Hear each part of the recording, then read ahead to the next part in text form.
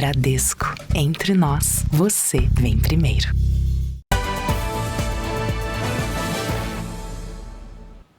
Olá, boa noite. Boa noite.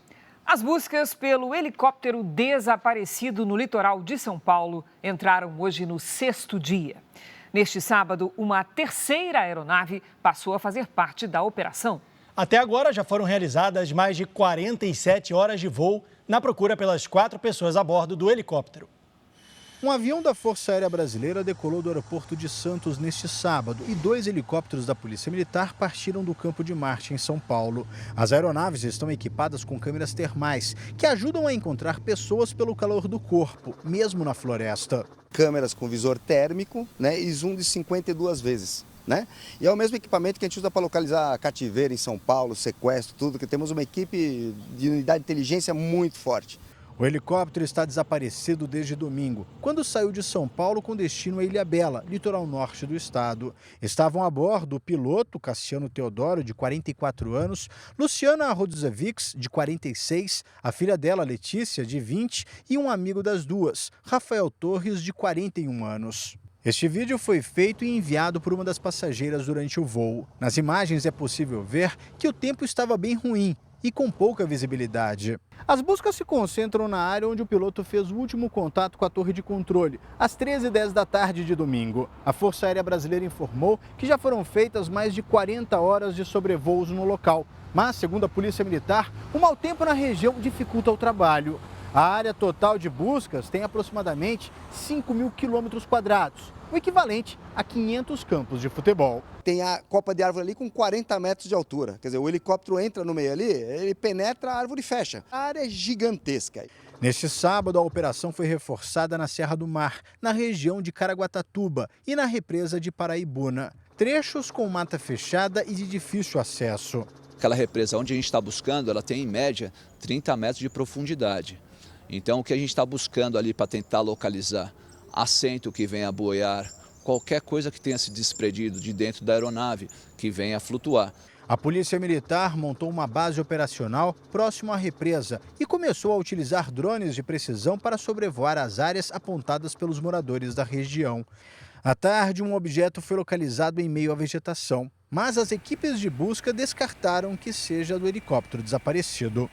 A aeronave, um Robson modelo 44, tem pouco mais de 3 metros de altura e quase 9 de comprimento. Pode chegar a 240 km por hora e tem autonomia para 3 horas e meia de voo. Segundo a polícia, a cor cinza do helicóptero dificulta as buscas. A aeronave pode ser confundida com as sombras das árvores da floresta. Não é fácil a busca, não.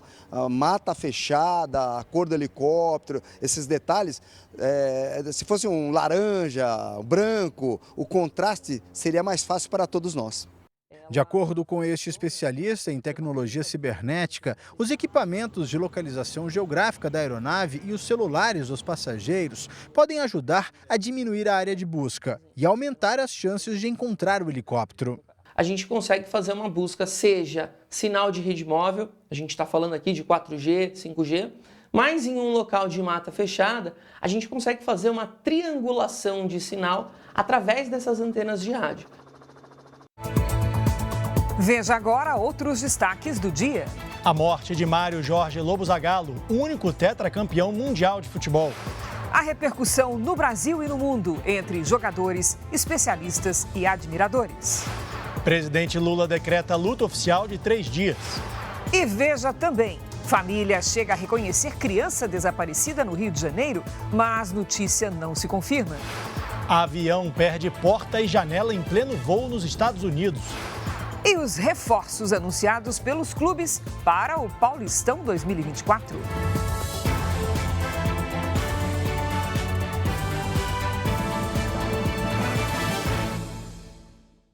Oferecimento Bradesco. E para você, o que vem primeiro em 2024?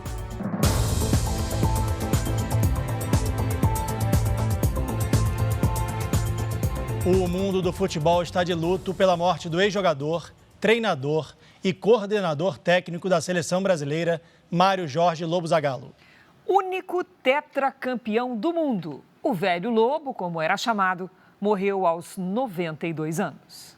A notícia da morte foi divulgada pelo hospital no final da noite de sexta-feira.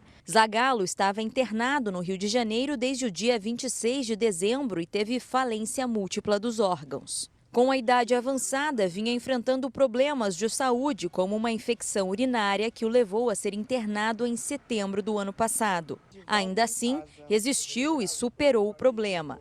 Estou de volta.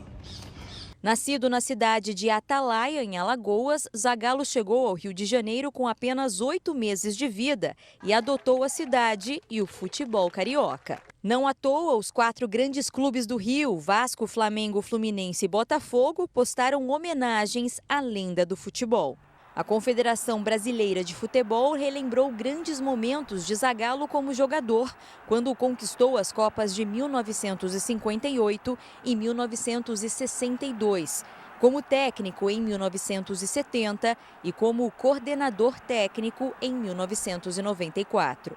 Hoje é um dia muito triste para todos nós do futebol brasileiro, do futebol mundial, porque perdemos o nosso professor. Perdemos alguém que nos ensinou, nos direcionou, nos colocou em caminhos que jamais imaginávamos pela sua qualidade, pela sua competência. O senador Romário, grande estrela do time que conquistou o Tetra nos Estados Unidos em 94 e que também se envolveu em polêmicas com Zagallo, lamentou a morte do velho Lobo. Posso dizer que é um dos grandes ícones do nosso futebol, sempre representou bem futebol brasileiro, um dos caras mais conhecidos do futebol do planeta, quando se fala em pessoas vitoriosas, e realmente o Zagallo vai ficar eternamente na nossa memória, assim como o Pelé. Foi aqui, no Maracanã, que Zagallo ganhou boa parte dos títulos, como jogador e como técnico, principalmente por Botafogo e Flamengo. Mas foi com a seleção brasileira que ele alcançou os maiores feitos. Grandes nomes que vestiram a camisa da seleção, como Gerson, Rivelino, Bebeto e Ronaldo, relembraram o trabalho ao lado de Zagallo. E quem conviveu com ele sempre tem uma boa história para contar. Eu tive 2 experiências com ele. Uma foi a última participação dele pela seleção brasileira, um amistoso na Coreia. E em 2006, quando eu fui cortado da Copa do Mundo, ele me aconselhou, chorou comigo, me deu conselho. E hoje é um dia triste, mas feliz de poder pegar os ensinamentos desse grande mestre, Zagallo. Tem uma imagem nossa de 98 que simboliza muito bem isso. Onde ele vem antes dos pênaltis contra a Holanda, me abraçar e dizer que era possível. Vai dar certo, assim que ele falava. Poucos foram tão apaixonados pela amarelinha como ele chamava a camisa da seleção. Valeu, Zagallo, vai com Deus, muita saudade. O corpo de Zagallo será velado amanhã no Rio de Janeiro em uma cerimônia aberta ao público. A nossa colega Natália do Vigo tem os detalhes. Olá, Natália, boa noite. Boa noite, Cris. Boa noite, Leandro, e a todos que nos assistem. O velório será aqui, na sede da CBF, Confederação Brasileira de Futebol, que fica na zona oeste do Rio, atendendo a um pedido do próprio Zagallo e da família dele, segundo a Confederação. A cerimônia está marcada para começar às 9h30 da manhã e será no Museu da CBF, onde já há uma estátua em homenagem ao ex-jogador e ex-técnico da seleção brasileira. No local, fãs e admiradores vão se despedir de Zagallo até às 14h. Depois desse horário, o velório será apenas para amigos e parentes. Em seguida, às 15h, o corpo segue para um cemitério na zona sul do Rio, onde vai ser enterrado. O sepultamento também será restrito a parentes e amigos próximos e está previsto para as 16h. Cris, Leandro. Obrigada, Natália. Você volta daqui a pouquinho com mais informações. Até já. Obrigado, Natália. Zagallo foi uma das maiores estrelas do vitorioso futebol brasileiro. Mário Jorge Lobo Zagallo, talvez o alagoano mais carioca que já existiu. Uma lenda que se confunde com os anos mais gloriosos do futebol brasileiro. Onde estavam a seleção e as conquistas memoráveis, lá também estava o velho Lobo.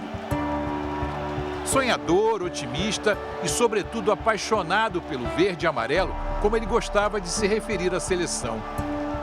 o verde e amarelo vai brilhar de novo. Vocês podem ter certeza disso. Como não dizer que Zagallo foi um predestinado?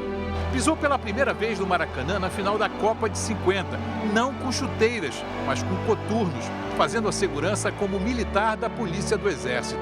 Assistiu de perto a derrota da seleção brasileira diante do Uruguai. Em 1958, na Suécia, já como jogador, ajudou a tornar vencedor um time de gênios que tinha Garrincha, Didi e Pelé. Na final, contra os donos da casa, fez o 4º gol, na goleada por 5-2. No país de reis e rainhas, a seleção deixou claro de quem era a coroa do futebol mundial. Para mim, a primeira Copa do Mundo foi de grande importância porque ninguém acreditava no Brasil. Ele criou uma função tática no futebol que não existia, aquele homem que voltava para ajudar, o terceiro homem, que foi consolidado na Copa de 62. O bimundial no Chile em 62 consagrou o ponta esquerda, apelidado de Formiguinha, que parecia estar em todos os setores do campo e mostrou que era possível um atacante cumprir funções defensivas e, ao mesmo tempo, ser letal na área adversária. Em 1970, já atuando fora das 4 linhas, o velho Lobo se reinventou. Virou o maestro de uma orquestra de craques que jogavam o futebol arte por música. Para muita gente, a seleção do Tri, no México, é considerada a melhor de todos os tempos e tinha o mais jovem treinador no comando. Com apenas 39 anos, Zagallo, que assumiu no lugar de João Saldanha, teve o mérito de encontrar soluções para reunir os grandes craques de uma geração privilegiada. Com o Jairzinho, Gerson, Tostão, Pelé e Rivelino, todos camisas 10 em seus times, ele chegou a uma síntese de habilidade e competitividade. E para realçar o futebol encantado da seleção canarinho sob a liderança de Zagallo, pela primeira vez uma Copa foi transmitida em cores. Mas o DNA de Zagallo também apareceu em derrotas doloridas da seleção. Em 1974, na Copa da Alemanha, agarrado às próprias ideias, teria subestimado a Holanda. E a seleção foi eliminada na semifinal pelo carrossel da Laranja Mecânica, comandado por Johan Cruyff. –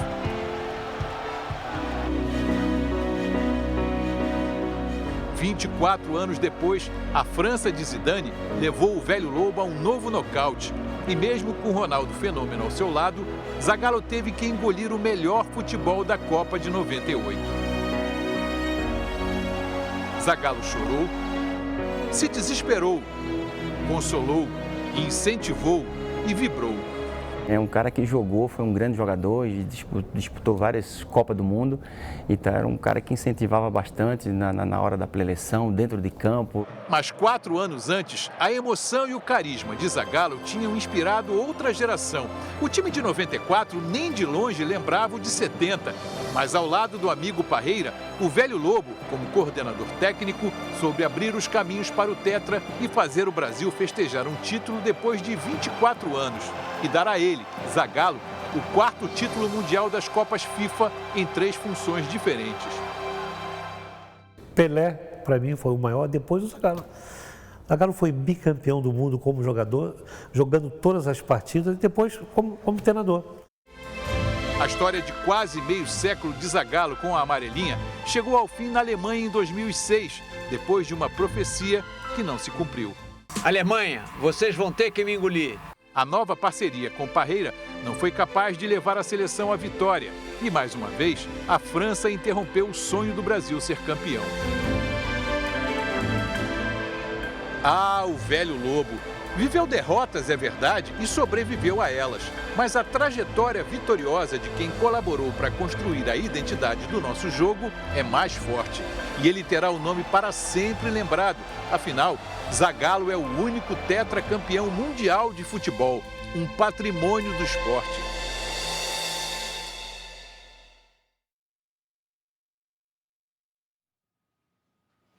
Mais detalhes sobre a repercussão da morte de Zagallo, um dos maiores nomes do futebol mundial, você acompanha ainda nesta edição do Jornal da Record. O desaparecimento de um menino de 6 anos em uma praia da Barra da Tijuca mobiliza a polícia do Rio de Janeiro há 3 dias. Hoje as buscas foram ampliadas, depois que uma pista foi encaminhada à polícia. A família chegou a reconhecer o garoto numa imagem, mas infelizmente a boa notícia não se confirmou. Na imagem gravada dentro de uma lanchonete, 2 crianças aparecem ao lado de um casal. O registro foi feito por um entregador que suspeitou que um dos meninos fosse Edson Davi Silva Almeida, de 6 anos, que desapareceu na praia da Barra da Tijuca na quinta-feira. Gravei um vídeo na hora e mandei para minha namorada. Aí eu falei, cara, vê se é a menina que está desaparecido. Aí ela achou também que era. Eu falei, pô, então liga para a polícia e manda o vídeo. O registro foi feito por volta de meio-dia deste sábado. Com o alerta, equipes dos bombeiros e da Polícia Civil foram até o local. Os pais de Edson Davi também foram chamados. É ele. Meu filho está aqui, ó. Graças a Deus está vivo. Graças a Deus. Mas pouco tempo depois da divulgação das imagens, a família vista na lanchonete procurou a polícia para esclarecer o mal-entendido. Estavam dizendo que a gente estava com o menino que estava desaparecido, né? Que no caso confundiram o meu enteado com o menino que está sumido. O alarme falso deixou a mãe de Davi ainda mais desesperada. Eu estou sem saber o que pensar, sabe? Estou perdida. O caso é investigado pela Delegacia de Descoberta de Paradeiros. A hipótese de que Edson Davi tenha sido sequestrado ainda não está descartada. Mas outra linha de investigação também apura se a criança teria entrado no mar e se afogado. Edson Davi estava com o pai, que trabalha numa barraca na praia, quando desapareceu. Câmeras de segurança de um quiosque registraram o momento em que o garoto chega com o pai para comprar um açaí, pouco antes do sumiço. Neste sábado, bombeiros ampliaram as buscas pelo menino. As buscas continuam pelo Corpo de Bombeiros. A gente, além do trabalho que a gente faz técnico e operacional no mar, a gente também está dando apoio específico para a família, levando até alguns locais que possam ter indícios. A busca continua tanto na orla, na areia, como também no mar. Um avião da companhia aérea Alaska Airlines teve que fazer um pouso de emergência minutos depois de decolar ontem à noite. Os passageiros viveram momentos de pânico. O avião estava a 16 mil pés de altitude, cerca de 5 mil metros de altura, quando perdeu parte da fuselagem. Um dos passageiros registrou o momento após o avião perder uma janela e a porta durante o voo. A tripulação relatou um problema de pressurização ao controle de tráfego aéreo e pediu autorização para retornar. A aeronave tinha decolado do aeroporto de Portland, no estado americano de Oregon, com destino à Califórnia. Mas após o incidente, voltou ao local da partida. O voo durou 35 minutos, 15 sem a parte da fuselagem. Havia 171 passageiros e 6 tripulantes a bordo. Todos sobreviveram. Entre eles, Emma, que diz que se sentiu aliviada porque ninguém saiu voando.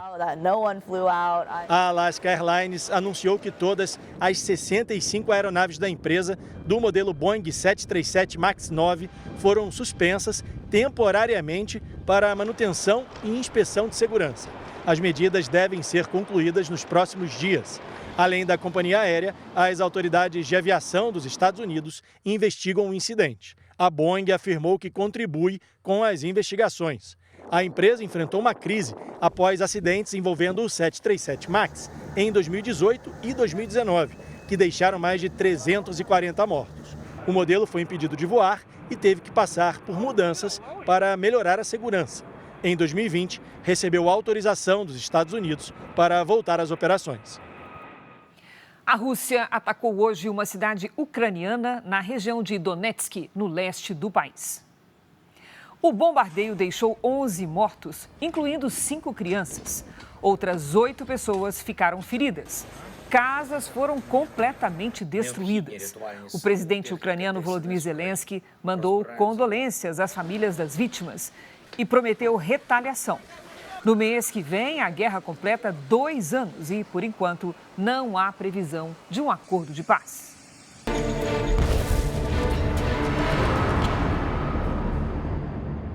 Os confrontos entre Israel e o grupo terrorista Hezbollah no sul do Líbano se intensificaram nos últimos dias. A comunidade internacional tenta evitar que o conflito alcance mais países no Oriente Médio. Veja na reportagem do enviado especial Fábio Menegatti. Uma nuvem de fumaça encobriu a região entre o sul do Líbano e o norte de Israel. Os moradores de cerca de 90 comunidades da região foram avisados sobre os bombardeios. Não há informações sobre vítimas. Em resposta aos foguetes, as forças de defesa de Israel atingiram instalações dos terroristas do Hezbollah. Os confrontos aumentaram nesta semana após o homem apontado como o número 2 do Hamas ser morto em um bombardeio no Líbano.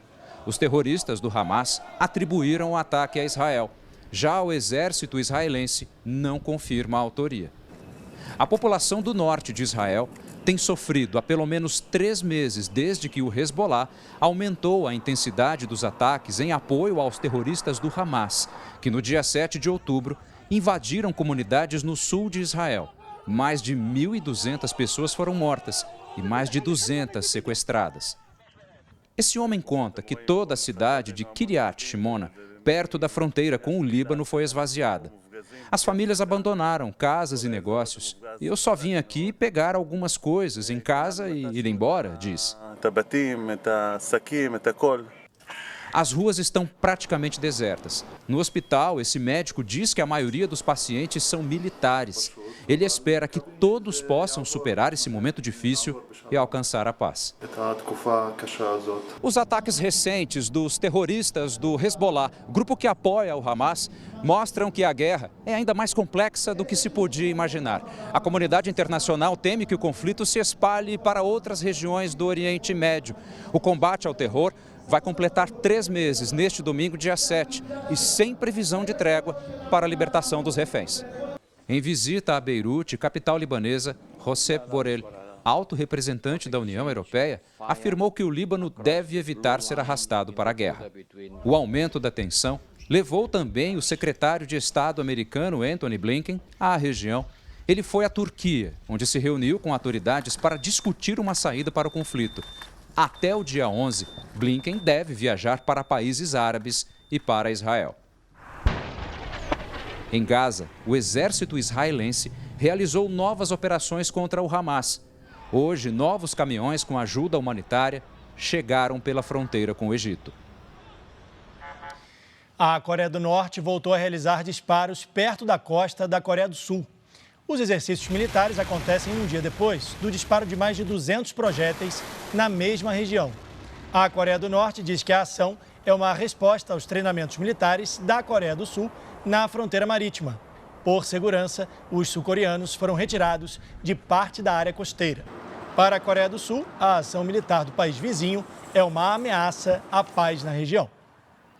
Subiu para 126 o número de mortos no terremoto que atingiu o Japão no primeiro dia do ano. Mais de 200 pessoas continuam desaparecidas. As condições meteorológicas dificultam as buscas por sobreviventes. A previsão é de muita chuva e neve até domingo. O país ainda sofre com dezenas de terremotos com menor intensidade, mas que acontecem diariamente. As autoridades pediram para que a população mantenha o alerta para mais abalos sísmicos nos próximos dias, que podem causar deslizamentos de terra. Por causa dos novos tremores, algumas estradas correm o risco de ficar completamente destruídas, o que dificultaria ainda mais a entrega de comida e medicamentos aos sobreviventes. Só em Ishikawa, a província mais atingida, mais de 30 mil pessoas estão em abrigos.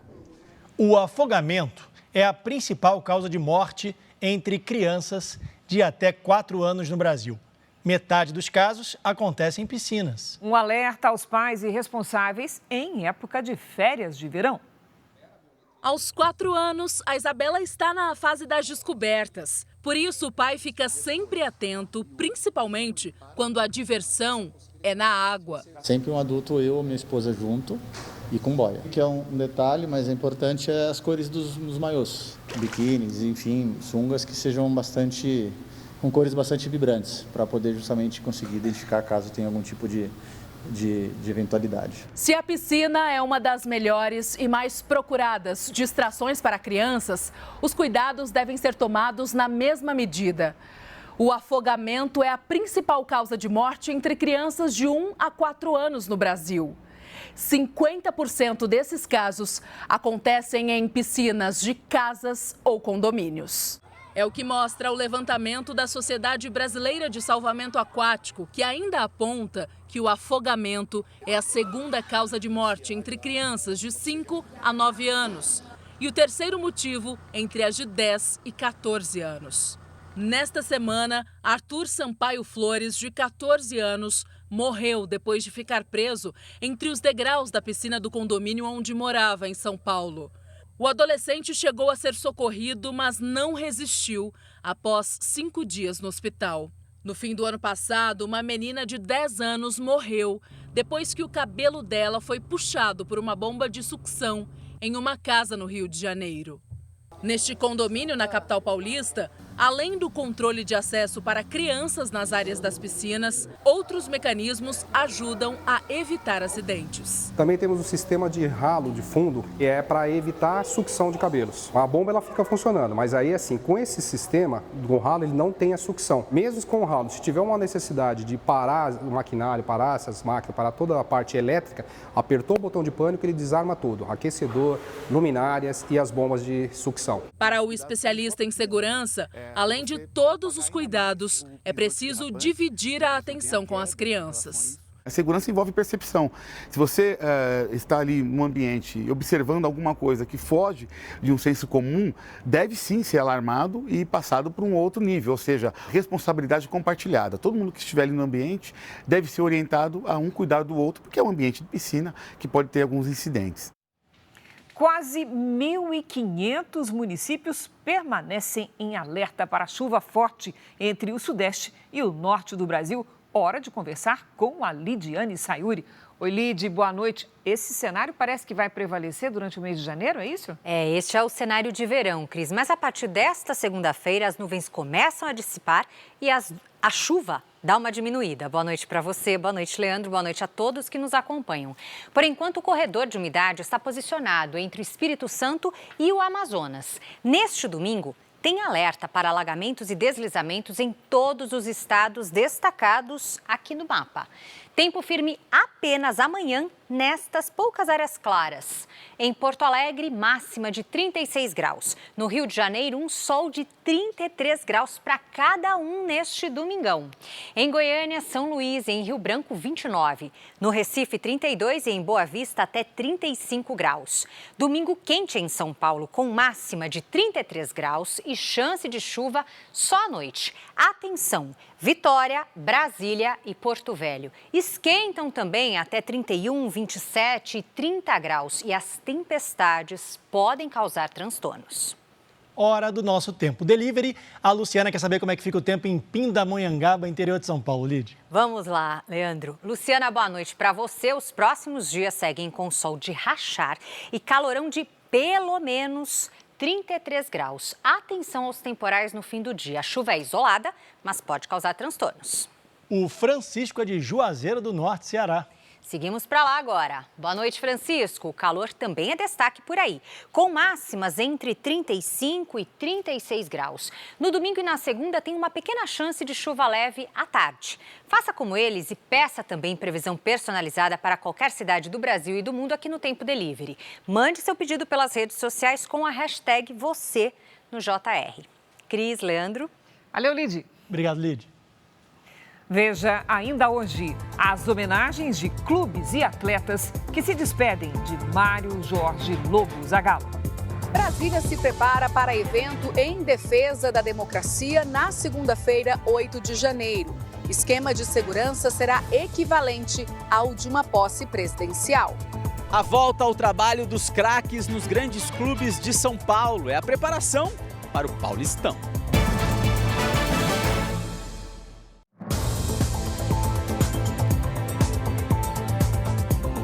Brasília se prepara para um evento em defesa da democracia para lembrar os ataques às sedes dos três poderes que completam um ano na segunda-feira. A segurança será a mesma de uma posse presidencial. Centenas de autoridades são aguardadas. O ato em defesa da democracia vai interromper o recesso do Legislativo e do Judiciário, que vai até o final deste mês. A cerimônia será realizada para reafirmar a importância da democracia e celebrar a restituição do patrimônio público, depredado durante os ataques há um ano. Segundo o governo, parte da esplanada dos ministérios será fechada na segunda-feira e cerca de 2.000 policiais militares farão a segurança do local.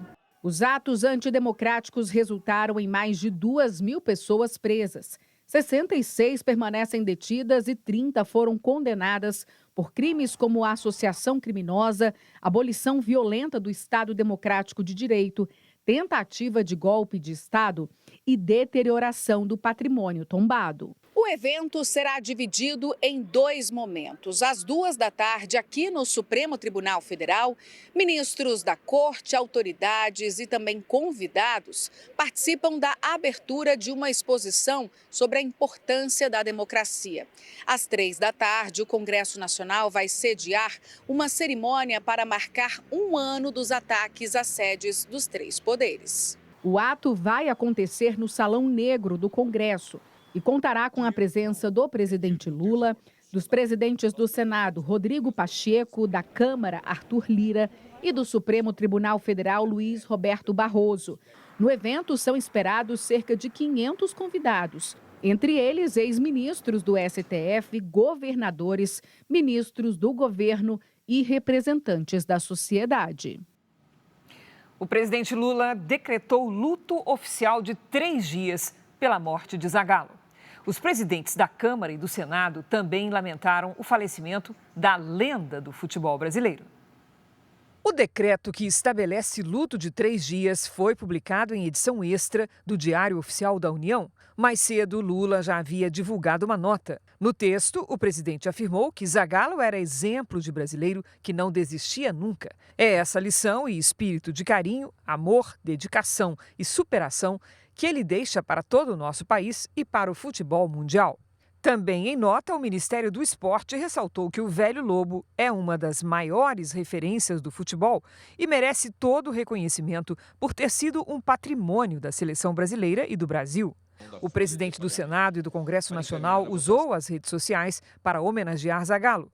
Senador Rodrigo Pacheco afirmou que Zagallo deixa um legado para as gerações que podem se inspirar no seu espírito desportivo e na sua paixão pelo Brasil. Alagoano como Zagallo, o presidente da Câmara também usou as redes sociais para lamentar a morte e exaltar os feitos do ex-jogador e ex-treinador da seleção. Segundo Arthur Lira, a morte de Zagallo, aos 92 anos, encerra a fase mais brilhante do futebol brasileiro e que, por onde passou, ele deixou marcas de profissionalismo, dedicação e espírito vitorioso. E completou: Zagallo foi ímpar no seu patriotismo, na demonstração de amor pelo Brasil. Veja a seguir a repercussão internacional da morte do único tetracampeão mundial de futebol. As últimas homenagens de clubes e ex-jogadores a Mário Jorge Lobo Zagallo. Policial militar é internado em estado gravíssimo depois de ser baleado durante perseguição em Belo Horizonte. Suspeito estava em saída temporária.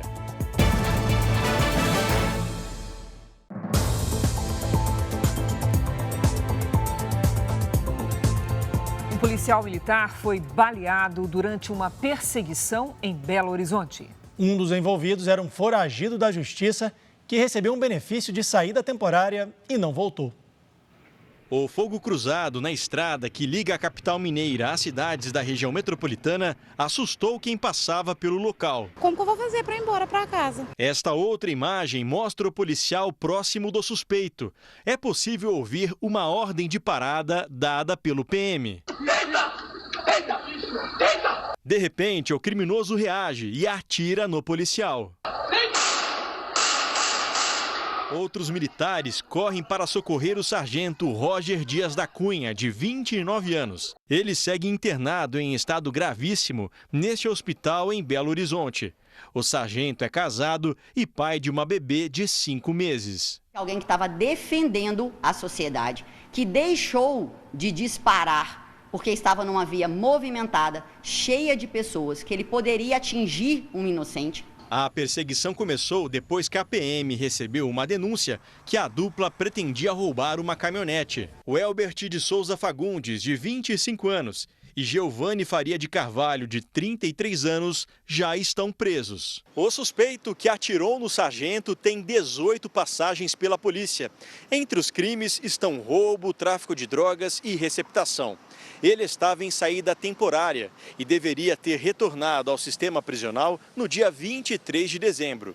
O outro suspeito, condenado por homicídio, estava em liberdade condicional. Durante as buscas, os militares apreenderam drogas, munição e um colete balístico. A arma usada no crime também foi apreendida. Segundo a PM, 45 dos 118 presos que não retornaram ao sistema prisional em Minas Gerais após a saída temporária foram recapturados. 73 criminosos seguem foragidos. A praia pode ser sinônimo de paz e tranquilidade, mas tem gente que quer ouvir música em caixas de som portáteis, mesmo sem saber que isso é proibido em muitas cidades. Em Guarujá, por exemplo, no litoral de São Paulo, fiscais percorreram as areias para inibir essa prática. Em apenas 10 dias, foram pelo menos 5.000 abordagens. Em todas elas, os banhistas tiveram que desligar os equipamentos. Para muitos, é quase um item obrigatório. Não pode faltar, né? Uma musiquinha, né? É o clima da praia, né? A gente traz tudo, protetor também, tranquilo. Vinícius veio do interior de São Paulo para Guarujá, no litoral. Já esta turma, da Grande São Paulo, desceu a serra só para aproveitar o dia na praia. Esqueceu a caixinha de som, mas deu um jeito. O somzinho eu tive que comprar aqui. Esqueceu? Esqueci. E achou fácil? Achou, passa os meninos vendendo aqui. Debaixo de cada guarda-sol, um estilo musical diferente, mas que nem todo mundo curte. Cada um gosta de um tipo de música e às vezes a pessoa nem tá a fim de escutar a música, ela tá a fim de escutar o barulho do mar, relaxar. Então, assim, já tem um barulho intenso de trânsito do dia a dia, e então é muito complicado. E não é só uma questão de gosto. Em muitas cidades do litoral brasileiro, é proibido equipamento de som na praia.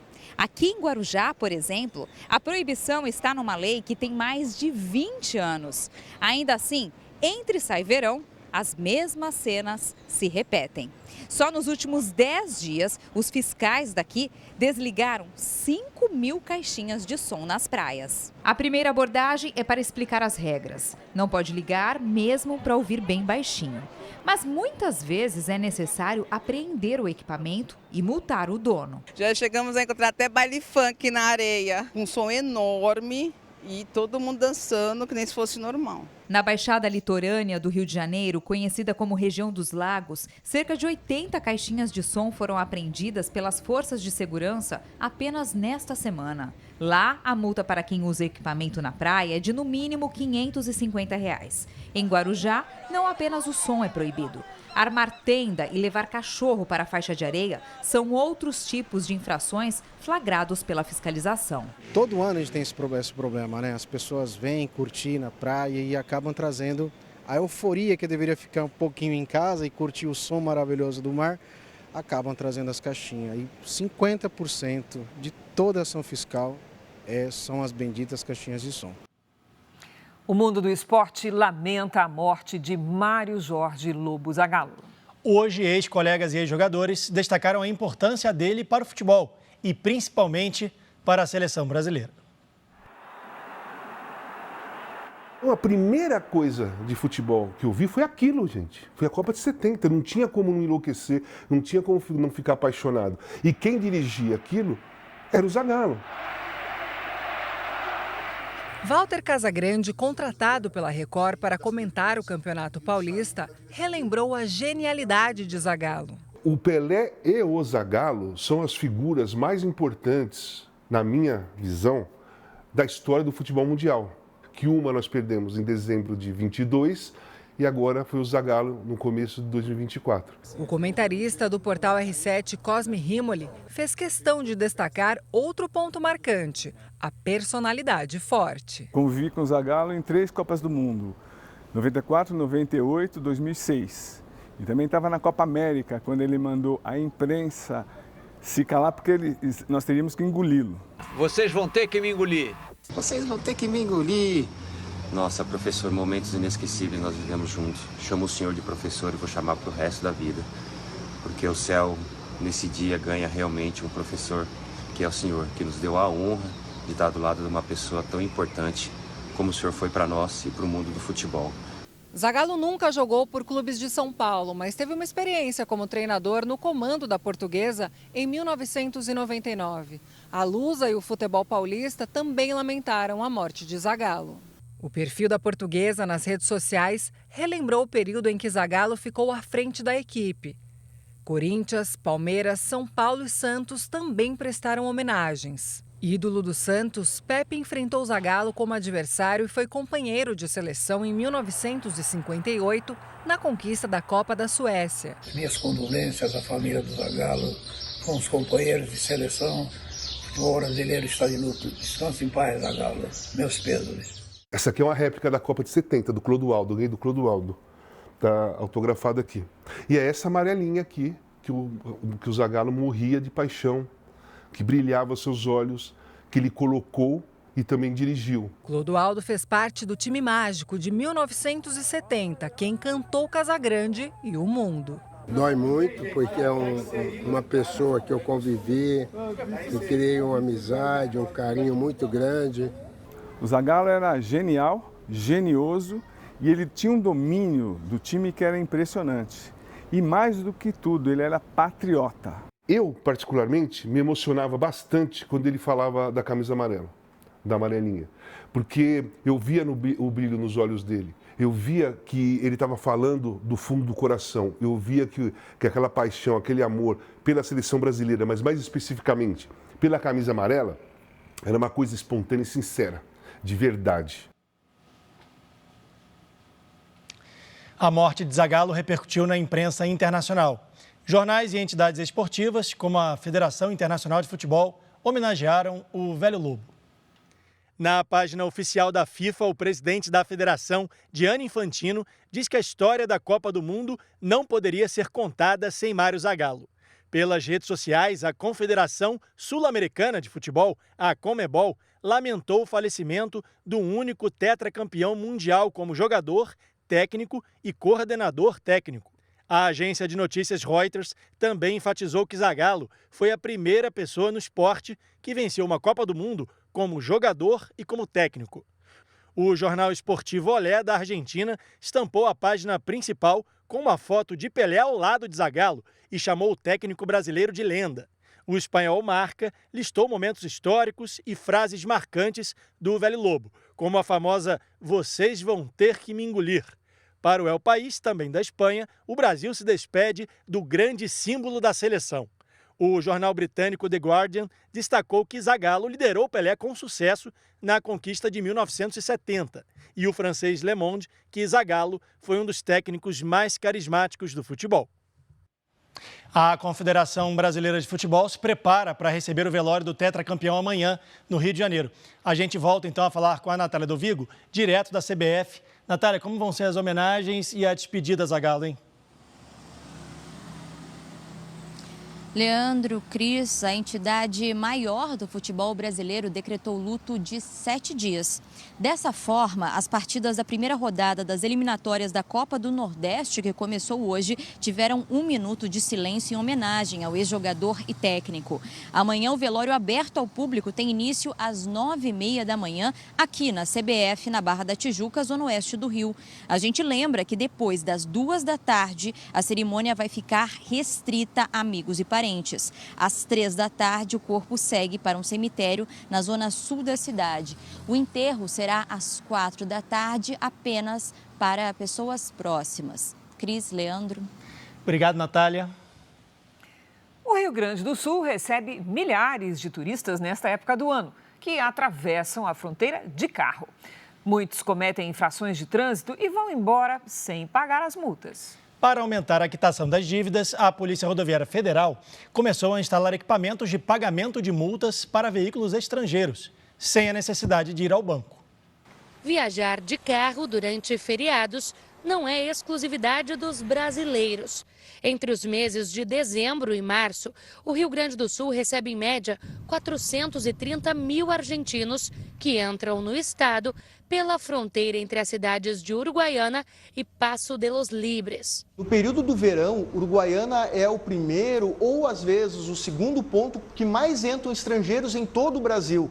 Esses estrangeiros, na maioria argentinos, buscam as nossas praias do litoral gaúcho e as praias de Santa Catarina. Mas para trafegar aqui é preciso estar com os documentos do veículo em dia e sem multas atrasadas. Caso contrário, durante a abordagem, o motorista pode ter o carro retido pela Polícia Rodoviária Federal. Se nós abordássemos fora do horário bancário, não tinha o que a gente... Como é que a gente vai cobrar multa se o banco está fechado ou a lotérica está fechada? Então esse motorista, ele era liberado para seguir viagem. Mais de 14.500 autuações e infrações foram aplicadas a motoristas estrangeiros em todo o Brasil. Quase metade no Rio Grande do Sul. Mas menos de 5% das multas foram pagas pelos condutores. Por isso, um sistema pioneiro aqui no estado tenta resolver esse problema. São equipamentos colocados nas unidades operacionais da PRF nas cidades de Uruguaiana, São Borja, Rio Grande e Eldorado do Sul. Os motoristas estrangeiros vão conseguir quitar as multas mesmo fora do horário bancário, com cartões de crédito, débito e até por Pix. A previsão é que os totens sejam colocados em 35 locais. A iniciativa busca aumentar a regularização dos veículos que entram no país pelo Rio Grande do Sul e manter a atratividade turística. Uma lancha com 9 pessoas afundou depois de ficar à deriva hoje à tarde no Lago Paranoá, em Brasília. O piloto e os 8 passageiros a bordo foram resgatados conscientes e sem ferimentos graves. O naufrágio aconteceu a cerca de 250 metros de um pier e as causas ainda não foram esclarecidas. Um levantamento mostrou que a conjuntivite tóxica estava presente em 20% dos pacientes diagnosticados com a doença no último verão. O uso incorreto do protetor solar perto dos olhos pode causar a inflamação. Verão, época de férias escolares e descanso para muita gente. Neste período, com temperaturas mais elevadas, o uso do filtro solar é fundamental. Mas na hora de aplicar o protetor, é preciso muito cuidado, principalmente em regiões próximas aos olhos. A sensação de ardência nos olhos quando se está na praia ou na piscina, geralmente acompanhada de lacrimejamento e irritação, pode sinalizar uma conjuntivite tóxica, quadro bastante comum nesta época do ano. Uma conjuntivite tóxica é causada por um agente tóxico, um agente irritante. Ela não passa de pessoa para pessoa, então não é contagiosa, e o tratamento normalmente envolve uma limpeza da região ocular e evitar o uso do produto que causou essa irritação. Os sintomas da conjuntivite tóxica são parecidos com os da doença causada por vírus ou bactérias. Olhos vermelhos, irritação, sensação de areia nas vistas e inchaço nas pálpebras. Algumas dicas para identificar se é uma conjuntivite tóxica ou não é a questão de interromper o uso do produto e verificar se isso melhora ou não. Você remove esse produto, limpa com a água mais pura e limpa que tiver no ambiente e o ideal é que isso passe ao longo de poucas horas. Um levantamento realizado com base nos prontuários de 270 pacientes que apresentaram conjuntivite no verão indicou que 20% desses casos eram de conjuntivite tóxica. Entre aqueles diagnosticados com conjuntivite tóxica, 46% foram causados pelo contato do protetor solar nos olhos, 39% por bronzeador e cremes faciais e 15% por maquiagens e cola de cílios postiços. Rosângela, de 54 anos, não pode passar absolutamente nada perto dos olhos, que a reação acontece na hora. Como se tivesse jogado sal dentro do olho. É uma sensação assim, você não consegue enxergar porque queima muito e não para de lacrimejar. Eu já nem passo mais próximo ao olho porque eu sei que vai estragar meu dia. A oftalmologista recomenda escolher sempre que possível protetores que são próprios para o rosto e na hora de aplicar, tomar cuidado. cuidar ao passar na região dos olhos, evitar de passar muito próximo da linha da margem palpebral. A grande recomendação é um olhar um pouco mais atento, principalmente para essa região dos olhos que é tão sensível que a gente tem que tomar tanto cuidado. 2024 começou com alta no preço dos alimentos. O fenômeno El Niño, que deixa chuvas irregulares e o tempo mais quente em algumas regiões do Brasil, tem prejudicado a produtividade no campo. E aí já viu, né? Quanto menor a oferta, maiores são os preços para nós, consumidores. Há 50 anos, o seu Tatico cuida de uma horta em Goiânia. Ele sabe que é só chegar ao verão para as verduras sofrerem. Vem a chuva, depois vem aquele calorão danado, a planta não aguenta. A muda já vem fraca da estufa. O resultado é que a produtividade despenca em torno de 80%. Com alguns produtos, até mais. Salsa eu não estou nem plantando. Brócolis também não adianta plantar. Coentro também, nossa, está difícil demais da conta. Rúcula, fica bonita, de repente, de um dia para outro ela morre. Aí não tem jeito. Menor oferta, com a mesma procura, deixa o preço dos produtos lá no alto. O pimentão, por exemplo, dobrou de preço. O pepino, alta de quase 70%. Tudo aumentou, na feira, supermercado, verdurão. A queda na produção é uma consequência do fenômeno El Niño, que provoca chuvas irregulares e calor acima do normal em boa parte do território brasileiro. Economistas acreditam que o aumento nos preços dos alimentos deve se manter em 2024. A agricultura, ela é cíclica, entendeu? Mesmo que não tenha um problema climático sério como está tendo agora, excesso de calor ou excesso de chuvas, isso acaba provocando essa evolução cíclica do preço dos alimentos. Para tentar amenizar a alta para o consumidor, o Lucas tenta negociar preços melhores com os fornecedores. Tem que pesquisar na hora de comprar, para trazer o melhor e um preço melhor para o cliente, porque senão a gente não dá conta. Outra dica é substituir os produtos caros por outros da estação. Regra que a Helena leva à risca. A gente procura comprar o que é mais de época e deixar o que está encarecendo para depois. A necessidade de visto para turistas dos Estados Unidos, Canadá e Austrália entrarem no Brasil passa a valer daqui a 3 meses. Empresários do setor de turismo temem que o aumento da burocracia e o pagamento de uma taxa extra acabem por afastar estrangeiros que pretendem visitar o país. Pisar em solo brasileiro vai ficar um pouquinho mais difícil para americanos, canadenses e australianos. A exigência de visto será necessária a partir de 10 de abril. O turista não vai precisar se deslocar a um consulado. Todo o processo é feito pela internet e custa $80, o equivalente a quase R$400. A medida faz parte da política de reciprocidade. Países que cobram visto dos brasileiros também são cobrados. O que setores ligados ao turismo questionam é que o Brasil depende mais dos turistas desses países do que eles dos nossos. Dados da Embratur, a empresa brasileira de turismo, mostram que os Estados Unidos são o segundo país que mais envia turistas ao Brasil. Fica atrás apenas da vizinha Argentina. Só nos primeiros 10 meses do ano passado, 530 mil norte-americanos vieram ao país. 11% do total de estrangeiros no período. E um detalhe. Historicamente, os turistas americanos são os que mais gastam. Um turista americano, ele gasta praticamente hoje no Brasil 2 a 3 vezes mais que um turista argentino, por exemplo, que é o nosso maior turista hoje no Brasil. E o tempo de permanência dele é maior. Então, toda a movimentação que ele gera no mercado local, desde o momento que ele chega no aeroporto, o carro que ele pega, o hotel que ele se hospeda, o restaurante que ele come, a loja que ele faz compra, enfim, é uma infinidade de trabalhos que você pode girar a economia muito mais rápido. A Associação Brasileira da Indústria de Hotéis alerta que o maior impacto deve vir do turismo de eventos. Vamos imaginar o departamento de eventos que traz convenções de 2, 3 mil pessoas. Ele vai preferir fazer o evento numa localidade que não exige o visto para os seus participantes, para maior facilidade nessa movimentação dos seus convidados. Neste hostel em São Paulo, a preocupação é perder o turista que vem para a América do Sul e passa por diversos países. Por conta da burocracia, o Brasil pode ser evitado. Querendo ou não, você vai levar um tempo maior para se programar, porque agora você vai ter que ver visto, vai demorar o tempo do visto.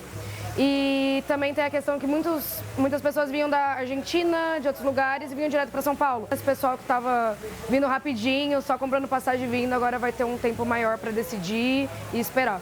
O americano Aníbal Ramírez vem ao Brasil este ano. Ainda não solicitou o visto, mas pelo que pesquisou, o processo é simples e rápido. Mesmo assim, acredita que muitas pessoas podem achar ruim ter de pagar uma taxa e cuidar da burocracia. I think it's a bummer. I think for most people, spending some extra money, it might be a problem. É a mesma opinião de Darion Blackman. É a 4ª vez dele no Brasil. Nunca precisou de visto. Acredita que a mudança pode afastar alguns conterrâneos. They might choose Buenos Aires or they might choose Paraguay or Chile because it's easier to get into those countries compared to being in Brazil. O ex-deputado estadual Campos Machado morreu hoje em São Paulo aos 84 anos.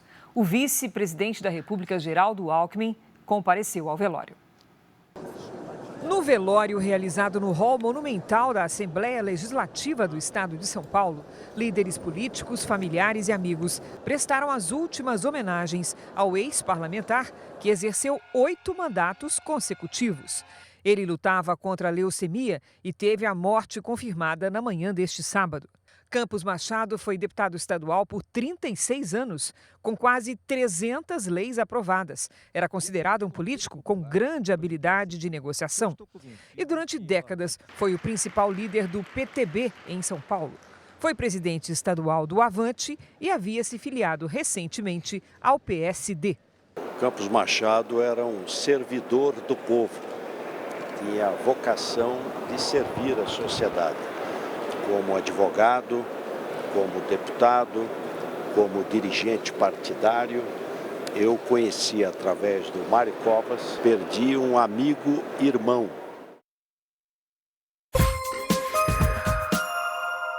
Uma perseguição na rodovia Presidente Dutra terminou com um acidente e 2 suspeitos presos na região metropolitana do Rio de Janeiro.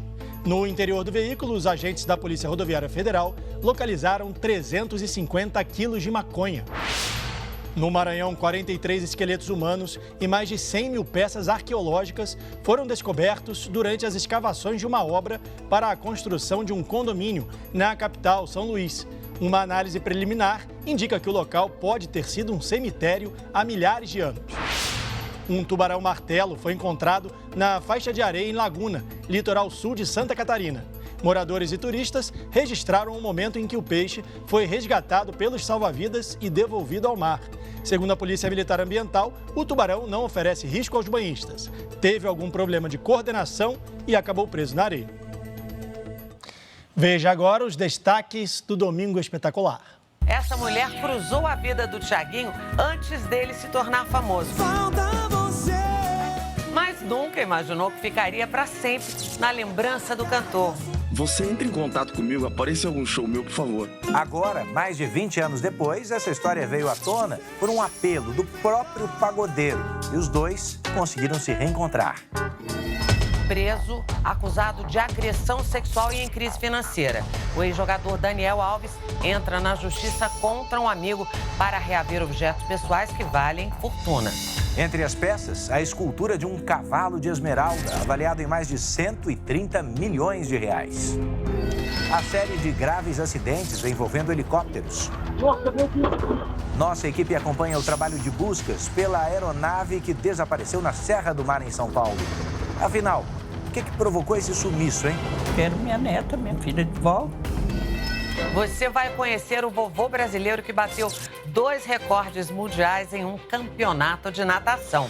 Não parei mais de nadar, estou nadando até hoje. Os segredos da energia desse senhor, que se tornou uma máquina de conquistar títulos e medalhas na piscina. Quer saber a idade dele? É no Domingo Espetacular. Logo depois da Hora do Faro. Um livro em braille, que é o sistema de leitura criado para cegos, pode custar até 10 vezes mais do que um exemplar comum impresso em tinta. Por causa do valor alto, cerca de 500 mil pessoas com deficiência visual no Brasil dependem de bibliotecas inclusivas. Sem poder enxergar, Tayane lê o mundo por meio do braille. E isso desde os 5 anos. A oportunidade de pegar um cardápio e eu escolher o que eu quero eu quero consumir, em vez de ter que ficar perguntando para as pessoas o que tem. Isso dá uma autonomia muito grande. Criado para permitir que pessoas cegas ou com baixa visão possam ler através do tato, o sistema Braille foi desenvolvido há 200 anos. Dados do IBGE apontam que são mais de 500 mil cegos em todo o país e pelo menos 6 milhões de pessoas com deficiência visual parcial. Há 50 anos, a Biblioteca Pública Arthur Viana, em Belém, oferece títulos variados no sistema Braille. A ideia é incluir e tornar mais acessível a vida de pessoas cegas por meio da educação. A gente também trabalha com pesquisa, trabalha com transcrição de material que ele necessita, seja o material que for, para o formato acessível. Mas o acesso aos livros em Braille não é fácil e custa caro, já que a produção precisa seguir um padrão específico. Por isso, os exemplares mais comuns são livros com temas infantis. Com livros maiores, tipo pegando um romance contemporâneo, um clássico, o número de páginas ia aumentar bastante, até tendo adaptação, mas aí ia encarecer muito o produto no final. Então, infelizmente, as editoras não trabalham com esse tipo de produto. Para se ter uma ideia, um livro de literatura com 300 páginas pode custar até R$500. O Lauri aprendeu a ler em Braille aos 26 anos. Hoje ele domina o sistema e torce por mais inclusão em locais públicos. Quando a gente chega em determinados locais que não tem a identificação em Braille, a gente fica perguntando para as pessoas onde eu estou, para que lado eu devo ir. Precisa melhorar mais isso nos espaços públicos, nas praças, nos shoppings, em todos os lugares, todas as vias públicas. Extremamente importante isso, né, Cris? Fundamental. Olha só, está chegando a hora do Paulistão 2024 e você vai acompanhar todas as emoções aqui na tela da Record a partir do dia 21 de janeiro. Os times já estão se preparando para o campeonato estadual mais importante do país. Torcedores na frente do centro de treinamento para ver o retorno ao trabalho do tricolor paulista. Todo mundo sorridente, incluindo o técnico Dorival Júnior, que se reapresentou, mas segue sendo o nome mais cotado para assumir a seleção brasileira depois da demissão de Fernando Diniz. Um São Paulo com 3 novos jogadores, o atacante Eric, que veio do Ceará, o paraguaio Damian Bobadilla e o experiente Luiz Gustavo. A única ausência foi o zagueiro equatoriano Arboleda, que segue negociando sua renovação e deve se apresentar na segunda-feira. No litoral paulista, o sábado não deu praia, pelo menos para os jogadores do Santos. Chega de descanso. Depois de ser rebaixado no Campeonato Brasileiro, um novo Santos se reapresentou hoje para o Paulistão. Para esquecer do vexame do ano passado, o clube contratou mais do que um time inteiro, 13 reforços. O último, inclusive, foi anunciado hoje. Pedrinho, que jogou no São Paulo, mas foi dispensado por causa de acusações de agressão à namorada na época. O Santos também terá um novo técnico. Fábio Carille foi anunciado, mas o clube precisa ainda pagar a multa ou entrar em acordo com o time japonês, onde Carille estava trabalhando. O Corinthians se apresenta amanhã. Volta ao trabalho em pleno domingo para tentar conquistar um título. Desde 2019, o corintiano não solta o grito de "é campeão". Com o novo presidente, o time passa por uma reformulação. Ídolos como Renato Augusto e Fábio Santos deixaram a equipe. 3 novos jogadores já foram anunciados. O argentino Rodrigo Garro, o equatoriano Palácios e o meio-campista Ranielli, que estava no Cuiabá. O último a voltar das férias será o atual bicampeão brasileiro e bicampeão paulista também. Depois de uma longa temporada, o Palmeiras se apresenta nesta segunda-feira com os velhos conhecidos de Abel Ferreira e 3 novos contratados. O atacante Bruno Rodrigues, o meio-campista argentino Aníbal Moreno e o lateral Caio Paulista, que pulou o muro e trocou o São Paulo pelo Alviverde. Um paulistão especial também para Endrick, a joia palmeirense. Aqui no meio do ano, a jovem promessa se apresenta no Real Madrid da Espanha. O Jornal da Record termina aqui. A edição de hoje na íntegra e também a nossa versão em podcast estão no Play Plus e em todas as nossas plataformas digitais. Você fica agora com a continuação do Cidade Alerta, edição de sábado. E logo depois tem Super Tela com o filme Um Homem Entre Gigantes. Não perca! Boa noite, bom domingo para você. Boa noite e a gente se vê.